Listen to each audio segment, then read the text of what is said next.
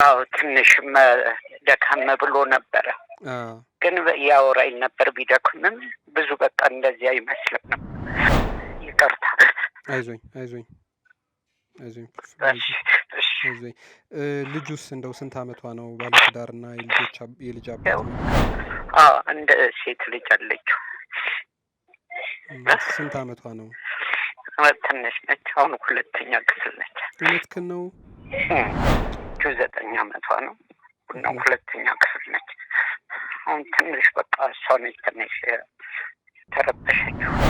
ይመጣል ብላችሁኛል ትላለች። እውነትህን ነው? እኔ በጣም እንዴት አድርጌ እንደምነግርህ እንጃ። አንድ በቅርብ ራሱ ደውዬለት አግኝቼዋለሁኝ። እንዴት እንደሆነ አላውቅም፣ ግን አሁን የሰማሁት ነገር በጣም አሳዛኝ ነው። ኢቢኤስ አይደል እንዴ? ቅዳሜ ከኔ ውጪ ስንት ስራ ትቼ እኮ ነው የመጣሁት። ነው አይ ከኔ ጋር ተደዋወልን። እውነት እናንተን በኢትዮጵያ የኪነ ጥበብ ኢንዱስትሪ ውስጥ በኮሜዲው የሙያ መስክ ስማቸውን በደማቁ ቀለም ካጻፉ ኮሜዲያን መካከል አንዱ ነው። ብዙዎች ሲተውንም ሲቀልድም አብዝተው ይወዱታል። አንዳንዶቹ ደግሞ ኖርማል ወሬም ሲያወራ ያዝናናል ሲሉ ምስክርነት ይሰጡለታል። በሙያው ኮሜዲያን ብቻም አይደለም፣ ፊልሞችም ላይ መድረኮችም ላይ ይተውናል። የተለያዩ ኩነቶችንም መድረክ ይመራል። ስታንዳፕ ኮሜዲም ሲሰራ እጅጉን ጎበዝ ነው። ወንደሰን ገና ልጅ እያለ ጀምሮ ለደረጀና ለሀብቴም የኮሜዲ ጽሑፍ እየጻፈ ይሰጣቸው እንደነበርም ወዳጆቹ ይናገራሉ። ወንደሰን የተወለደው ጃን ሜዳ አካባቢ ሲሆን እድገቱ ደግሞ አዋሪ አካባቢ እንደሆነ ይናገራል። ኮሜዲያን ወንደሰን አውራሪስ የመጀመሪያ ደረጃ ትምህርቱን የተማረው ንጋት ኮከብ የመጀመሪያ ደረጃ ትምህርት ቤት ሲሆን የሁለተኛ ደረጃ ትምህርቱን ደግሞ ምስራቅ አጠቃላይ አጠናቋል። እልፍ ሲልም በተለያዩ የግል ኮሌጆች በመግባትም በተለያዩ የሙያ መስኮች የተለያዩ ዲፕሎማዎችም አሉት። ኮሜዲያን ወንደሰን አውራሪስ በሙያ ባልደረቦቹ ዘንድ እጅግ የሚወደድና የሚደነቅ ሲሆን አርቲስቱ ባለትዳርና የአንዲት ቆንጅዬ የ9 ዓመት ልጅ አባት ነው። አርቲስቱ ከቅርብ ጊዜ ወደዚህ የህመም ስሜት ይሰማው እንደነበር በተለይም ደግሞ ልቤን ያፍነኛል ሲል መሰማቱም ተሰምቷል። ወንደሰን ትላንት የጤና ሁኔታውን ቼክ ለማድረግ ወደ ሚኒሊክ ሆስፒታል ሄዶ ነበር። እዛው በድንገት የቀረው ባልታሰበ ሁኔታ ህይወቱ ማለፉን ቤተሰቦቹን እጅጉን ጎርቷቸዋል።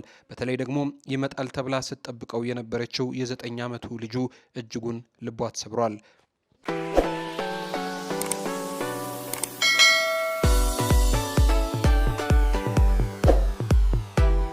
ሰላም ሰላም፣ ጤና ይስጥልን። የተወደዳችሁና የተከበራችሁ የጊዜ ሚዲያ ቤተሰቦች እንዴት አላችሁ? በያላችሁበት የዓለም ጫፍ በያላችሁበት የሀገር ጥግ ሁሉ ሰላም፣ ፍቅር፣ ጤና ትሆኑ ዘንድ ዘወትር ምኞታችን ነው። ኤልያስ ደግነት ነኝ። የምትከታተሉት ጊዜ ሚዲያን ነው። በዛሬው መሰናዷችን ዛሬ ማለዳውን ጀምሮ የተሰማ እጅግ በጣም አሳዛኝ ዜና አለ። በብዙ የመድረክ ስራዎቹ የሚደነቀው የሚወደደው ኮሜዲያን፣ ተዋናይ፣ የመድረክ መሪ ከዚህ ዓለም ድካም ማረፉን ሰምተናል። ይህንን ጉዳይ በተመለከተ ደግሞ ምንድነው የተፈጠረው ብለን ወዳጆቹን ጓደኞቹን ለማናገር ሞክረናል። እንግዲህ በዚህ መሰናዷችን ላይ የስራ አጋሮቹን ወዳጆቹን አናግረናል። የተፈጠረውን ነገር ነግረውናል። እጅግ በጣም የሚያሳዝነው ደግሞ የሰማነው ነገር አንድ ልጅ አለችው። እሷ ልጅ ደግሞ አባቴ ይመጣል ብላ እየጠበቀች እንደሆነ ሰምተናል። ከዛ ይሄ ከተነገራት በኋላ ደግሞ እንዳልቻለች እጅግ በጣም በሚያሳዝን ሁኔታ ውስጥ እንደሆነች ነው የሰማነው። እስከ መሰናዷችን ፍጻሜ ድረስ አብራችሁን ቆዩና ፕሮግራማችንን ተከታተሉልን። አብራችሁን ስለምትቆዩ እጅግ በጣም ከልብ አድርገን እናመሰግናለን። ክበሩልን።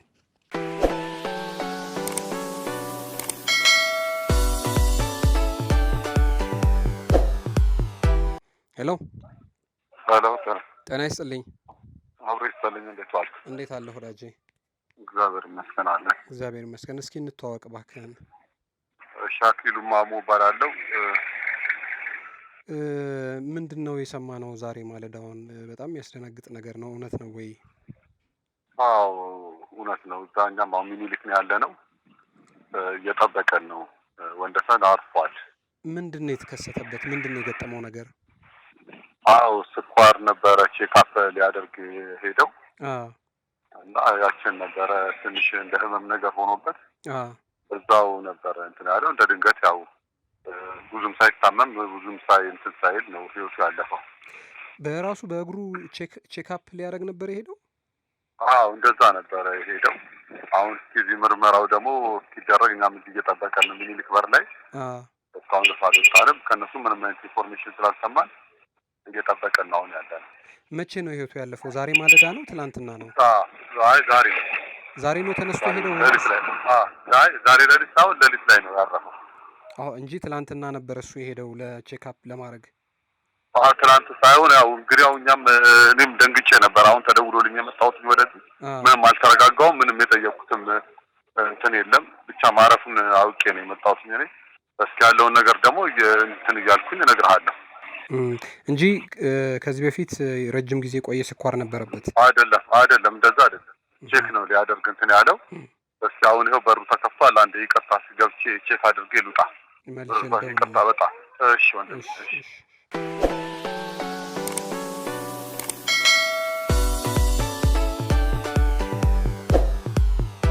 ጥሌ እንዴት ነህ? እግዚአብሔር ይመስገን። እግዚአብሔር ይመስገን። እንዴት አለ? አለው ደህና ነኝ። የወንደሰን ነገር ሰማህ መቼም? አዎ ሰማሁ። ድንገት ነው። በጣም አስደንጋጭ ነው። እኔ በጣም እንዴት አድርጌ እንደምነግርህ እንጃ። አንድ በቅርብ ራሱ ደውዬለት አግኝቼዋለሁኝ። እንዴት እንደሆነ አላውቅም፣ ግን አሁን የሰማሁት ነገር በጣም አሳዛኝ ነው። ምን ማድረግ ይቻላል? ከወንዴ ጋር እንግዲህ ረጅም ጊዜ ትተዋወቃላችሁ። አዎ። እንዴት ያለ ተዋናይ ነበር? እንዴት ያለ ኮሜዲያን ነበር? ዘርፈ ብዙ ሙያዎች አሉት አይደለም?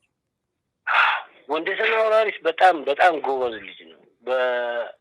በስታንዳፕ ኮሜዲ ብቻ ሳይሆን በቃ ኤዲቲንግም ውስጥ ይገባል። ብዙ ስራዎችን ይሰራል። ይሄ ከስታንዳፕ ኮሜዲውም በተለየ እነዚህ ዘፈኖችን በማገናኘት ትርጉም እንዲሰጡ በማድረግ የሚሰራቸው ነገሮች እሱ ነው መጀመሪያም የጀመረው እና እየቆየን ስንሄድ ደግሞ ያው በጋራ አንድ መድረክ መስራት ነው። የመድረክ መሪ እንደመሆኑ ይመጣል። ብዙ ጊዜ በመድረክ እንገናኛለን እና የሚያቀርባቸው ነገሮች በጣም በሳልና ሩቅ እንድታስብ የሚያደርጉ ናቸው እና ጎበዝ ኮሜዲያን ነበር። የሚገርም ነገር ባለፈው አመት እኔና እሱ እኔ በረጅም ጊዜ የስራ ቆይታዬና እሱ ደግሞ በኮሜዲያንነቱ ከባህልና ቱሪዝም እውቅና ተሰጥቶን ሽልማት ተሸልመናል። የገንዘብ ሽልማትና የዋንጫ ሽልማት ተደርጎልን ነበረ እና በዛ በጣም ተደስቶ እንደው እኔ ስላስታወሱንና ስላሰባችሁን ብሎ የተናገረው ንግግር አለል ምናልባት ብትፈልገው አታጣም። እዛ ባህል ሚኒስቴር የተቀረጸና እሱ ከተናገራቸው ነገሮች ውስጥ በቃ ጥበብ እንደዚህ በጣም ሊታወቅ ይገባል፣ ሊከበር ይገባል ያለው ነገር እኔንም ፊል አድርጌበታለሁ። ግን ምን ታደርገዋለህ እንግዲህ አሁን የሰማሁት ነገር እጅግ በጣም አስደንጋጭ ነው። ነፍሱን በገነት ያኖርልኝ። ሌላ ምንም የምለው ነገር የለም። ሌሎቹ ጓደኞቼ ደግሞ በብዛት አብሯቸው የሰሩት እነ ደምሴ እነሱን ደግሞ ብትጠይቃቸው ከዛ በበለጠ ያስረዳዋል። ግን እኛ ፕሮፋይል ለመስራት እናስባለን። የሱ የልጄ ግን ጓደኛ ነው በጣም እና ብዙ ጊዜ እቤት እኔ ጋር ይመጣሉ አብረው እንደ ቤተሰብም ነው እና ብዙ ስለ ትዳሩ ብዙ አላውቅም።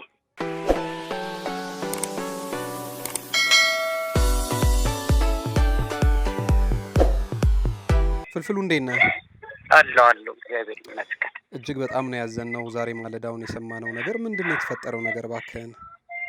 እንጃ ትላንትና ደውሎልኝ ነበር ከባለቤቱ ጋር ሆኖ ምግባረ ሰናይ ነው ምናምን እዛ ሆስፒታል ነኝ ልብ ድምር ጨት አቁሟል ምናምን አሉኝ አለን እና የሆነ ወደ ሌላው ሆስፒታል ሊሄድ ነው ምናምን አለኝ።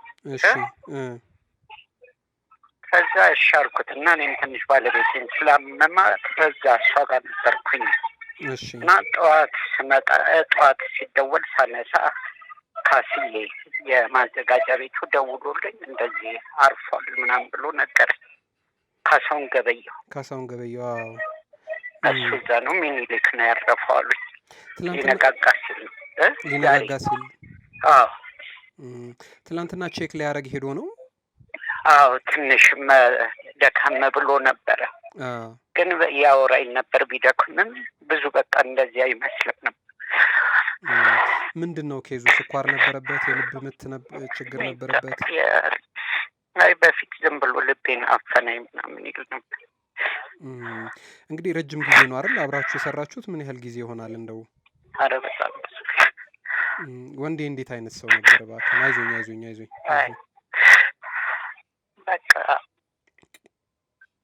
ይቅርታ። አይዞኝ። ልጁስ እንደው ስንት አመቷ ነው? ባለትዳርና የልጅ አባት ነው? እንደ ሴት ልጅ አለችው። ስንት አመቷ ነው? ትንሽ ነች። አሁን 2ኛ ክፍል ነች። እውነትህን ነው? አሁን ምንድነው የታሰበው? አሁን የታሰበው አስክሬን መጣ? አስክሬን ተቀበላችሁ? አይዞኝ።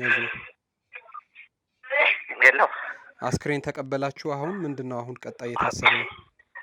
አሁን ነገ ነው ቀብሩ የሆነው። ልጁ 9 አመቷ ነው። 2ኛ ክፍል ነች። አሁን ትንሽ በቃ እሷ ነች ትንሽ ተረበሸችው። እየተረበሸች ያለችው? ይመጣል ብላችሁኛል ትላለች። እውነትህን ነው? በጣም ከባድ ነው። በጣም ከባድ ነው። የቀብር ቦታው ታውቋል የት እንደሆነ? አልታወቀም ገና። እንግዲህ ያለውን ነገር እደውልልሃለሁ። እሺ፣ አይዞኝ። እሺ፣ እግዚአብሔር ያበርታችሁ። ችግር የለም። አይዞኝ ፍልፍል።